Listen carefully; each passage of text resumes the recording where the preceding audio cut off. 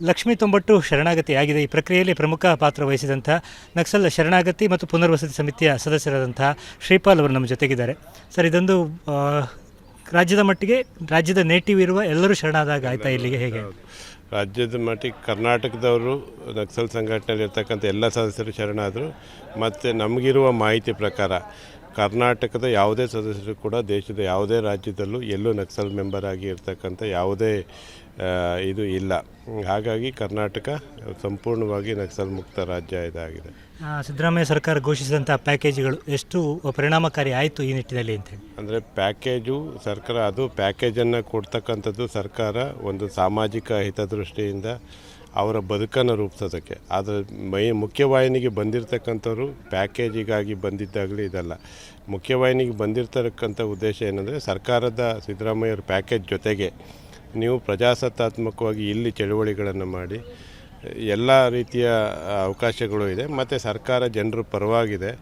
ಮತ್ತು ಸರ್ಕಾರ ಜನರ ಆಶಯಗಳೇನಿದೆ, ಜನರ ಮೂಲಭೂತ ಸೌಲಭ್ಯಗಳನ್ನು ಪರಿಹರಿಸಲಿಕ್ಕೆ ಸಿದ್ಧವಾಗಿದೆ ಅನ್ನೋ ಕಾರಣಕ್ಕಾಗಿ ನಾವು ಪ್ರಜಾಸತ್ತಾತ್ಮಕ ಚಳುವಳಿಯಲ್ಲಿ ತೊಡಗ್ತೀವಿ ಅಂತಕ್ಕಂಥದ್ದು. ಮತ್ತು ಇನ್ನೊಂದು ಮುಖ್ಯವಾಗಿ ಮತ್ತು ಹಿಂದಿನ ಹಾಗೆ ಜನ ಈ ರೀತಿಯ ಚಳುವಳಿಗಳನ್ನು ಬೆಂಬಲಿಸ್ತಕ್ಕಂಥ ಪರಿಸ್ಥಿತಿ ಈಗ ಇಲ್ಲ. ಇವೆಲ್ಲ ಬದಲಾದ ಸನ್ನಿವೇಶಗಳಲ್ಲಿ ಅವರು ಮುಖ್ಯವಾಹಿನಿಗೆ ಬಂದಿದ್ದಾರೆ. ಬರೀ ಪ್ಯಾಕೇಜು ಅಥವಾ ಇನ್ನೊಂದು, ಮತ್ತು ಅವರಿಗೆ ಯಾವುದೇ ರೀತಿ ಆ ಥರದ ಆಸಕ್ತಿಗಳು ಇಲ್ಲ. ಪ್ಯಾಕೇಜು ಅಥವಾ ಸರ್ಕಾರ ಏನೋ ಫೆಸಿಲಿಟಿ ಕೊಡುತ್ತೆ ಅನ್ನೋದಿಲ್ಲ.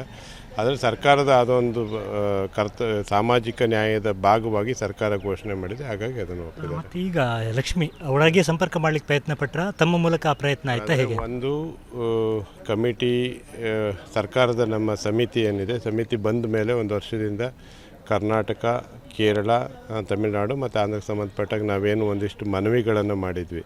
ಯಾರೇ ಈ ಥರದ ಮಾವೋವಾದಿ ಸಂಘಟನೆಯಲ್ಲಿದ್ದರೆ ತಾವುಗಳು ಮುಖ್ಯವಾಹಿನಿಗೆ ಬರೋದಕ್ಕೆ ಇಚ್ಛೆಪಟ್ಟರೆ ನಮ್ಮನ್ನು ಸಂಪರ್ಕಿಸಿ ಅಂತೇಳಿ ಫೋನ್ ನಂಬರ್ಗಳು ಅದು ಬಂಜಗೆರೆ ಜಯಪ್ರಕಾಶು, ಪಾರ್ವತೇಶ್ವರ ನಂಬರ್ಗಳನ್ನು ಇದು ಮಾಡಿದ್ವಿ. ಜೊತೆಗೆ ಅದು ಮತ್ತು ಪತ್ರಿಕಾಗೋಷ್ಠಿಗಳನ್ನು ಮಾಡಿದ್ವಿ. ಅದು ಮೀಡಿಯಾಗಳಲ್ಲಿ, ಪತ್ರಿಕೆಗಳಲ್ಲಿ ಪಬ್ಲಿಷ್ ಕೂಡ ಆಗಿತ್ತು.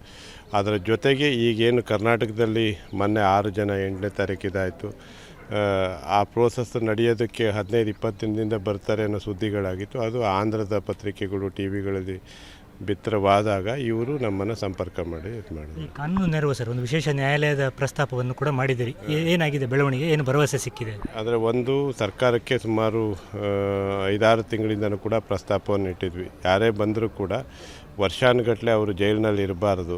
ಅವರು ಬೇಗ ಪ್ರಕರಣಗಳು ಇತ್ಯರ್ಥ ಆದರೆ ಮುಂದೆ ಬರ್ತಕ್ಕಂಥವರಿಗೆ ಒಂದು ಮಾದರಿ ಆಗುತ್ತೆ. ಅದು ಸರ್ಕಾರ ನಾವು ಸರೆಂಡರ್ ಆದರೆ, ಮುಖ್ಯವಾಹಿನಿಗೆ ಬಂದರೆ ಪ್ರಕರಣಗಳು ಬೇಗ ಇತ್ಯರ್ಥ ಆದರೆ ಬೇಗ ನಾವು ಭಾಳಷ್ಟು ನಾಗರಿಕ ಸಮಾಜದಲ್ಲಿ ಒಬ್ಬ ನಾಗರಿಕನಾಗಿ ಪ್ರಜಾಪ್ರಭುತ್ವದ ಅಡಿಯಲ್ಲಿ ಬದುಕ್ಬೋದು ಅಂತಕ್ಕಂಥ ಒಂದು ಅವರ ಮುಂದಿನ ನಿರೀಕ್ಷೆಗಳು ಈಡೇರಲಿ ಅಂತೇಳಿ ಒತ್ತಡವನ್ನು ಏನು ಹೇರಿದ್ವಿ. ಅದಕ್ಕೆ ಸರ್ಕಾರ ಸ್ಪಂದಿಸಿ ಅದಕ್ಕಾಗಿ ಸರ್ಕಾರ ಉಚ್ಚ ನ್ಯಾಯಾಲಯದ ಮುಂದೆ ಮನವಿಯನ್ನು ಸಲ್ಲಿಸಲಿಕ್ಕೂ ಸಿದ್ಧವಾಗಿದೆ. ಮತ್ತು ಸರ್ಕಾರನೂ ಕೂಡ ಅದಕ್ಕೆ ತಯಾರಿಯನ್ನು ನಡೆಸ್ತಾ ಇದೆ. ನಾವು ಕಮಿಟಿ ವತಿಯಿಂದ ಪ್ರಯತ್ನ ಪಟ್ಟಾಗ ನಮ್ಮ ಸಮಿತಿ ಒಂದು ಹಂತಕ್ಕೆ ಇಲ್ಲಿಗೆ ಒಂದು ಪೂರ್ಣವಿರಾಮ ಅಂತನ, ಮುಂದೆ ಯಾವ ರೀತಿ ಕೆಲಸಗಳು?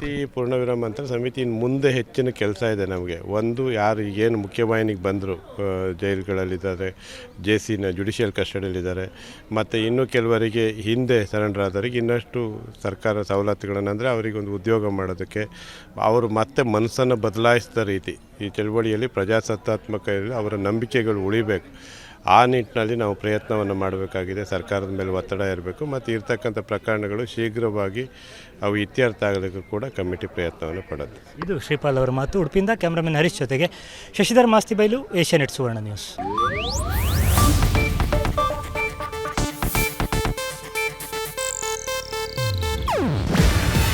ಇದು ಏಷ್ಯಾನೆಟ್ ನ್ಯೂಸ್ ನೆಟ್ವರ್ಕ್ ಪ್ರಸ್ತುತಿ. ನೀವು ನೋಡ್ತಿದ್ದೀರಾ ಏಷ್ಯಾನೆಟ್ ಸುವರ್ಣ ನ್ಯೂಸ್.